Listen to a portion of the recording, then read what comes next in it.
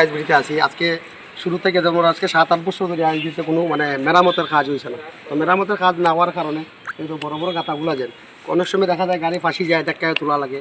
এরপরে বিভিন্ন সমস্যা, রাজবাড়ির সমস্যা তো তখন অত সমস্যা আর কি কইতে কেন শেষ হইতো না।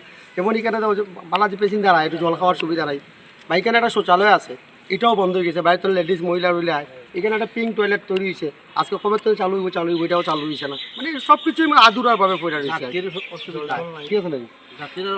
যাত্রীদের অসুবিধা, খাবার জন্য কি সুবিধা আছে? খাওয়ার জন্য তো এখানে কোনো সুবিধা নেই। খাওয়ার জন্য কিছু হোটেল আছে, এও তারা সমস্যা, যেমন বৃষ্টির দিন না হইলেও হয় দুলার কারণে এখানে বাচ্চারা কেরকেরি করে ভাত খাওয়া যায় না। আর যদি গরমে বৃষ্টির দিন হয় তাহলে আয় প্যাক, ঠিক মতো গেলে উঠে ঢুকতে আটিয়া পারা যায় না, আটিয়ার দুলা কারণটা হইলো কিতা প্যাক হয়ে যায়। এটা যদি মেরামত হইতো, বাইরে তো যে যাত্রীরা আইলো না, এটাও আরাম পাইল না। বা বাদ না এসবিটির কথা, আস্তে ধর্ম শহরটা দেখো না কিরকম গাতা গাতা গাতা গাতা গাতা গাতা, মানে কোনো আমি শান্তি নেই আর এরকম অবস্থা। এখানে যদি একটা বিশ্রাম রুম থাকতো, আমরা বাইরের যারা ড্রাইভাররা এখানে ট্রাকে ঘুমায়, তো তারা নাকি একটা বিশ্রাম রুম থাকার কথা, কিন্তু এখানে বিশ্রাম রুম নাই। কিন্তু এখানে জিম হল আছে, যারা ভিডিও বডি বানাইবার লাগে জিম আছে, কিন্তু বিশ্রাম রুম ড্রাইভার লাগে নাই।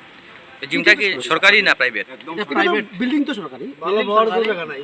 মানে জিমটা কি গেলে পাইলি বা এটা আমরা তো ড্রাইভার গাড়ি নিয়ে আই, তো গাড়ি নিয়ে আইয়া দেখা যায় কিন্তু আমরা তো আই তাহলে গাড়ি নিয়ে আগে ইনকামে লাগে। তো ইনকামে আইয়া দেখা যায় কিতা বাইরে বড় বড় শহরে আমি গেছি, বিভিন্ন শহরে গেছি গাড়ি নিয়ে যাওয়ার পরে, যেমন জুতা যেরকম চিকচিকি থাকে এরকম চিকচিকি থাকে হাঁটলে।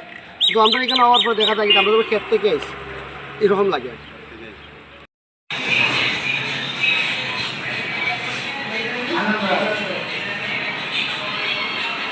লংতরাই গুঁড়ো মশলা হোক বা সর্ষের তেল, আমার দেশের প্রোডাক্ট, দেশের স্বাদের আনন্দ। লংতরাই রান্নায়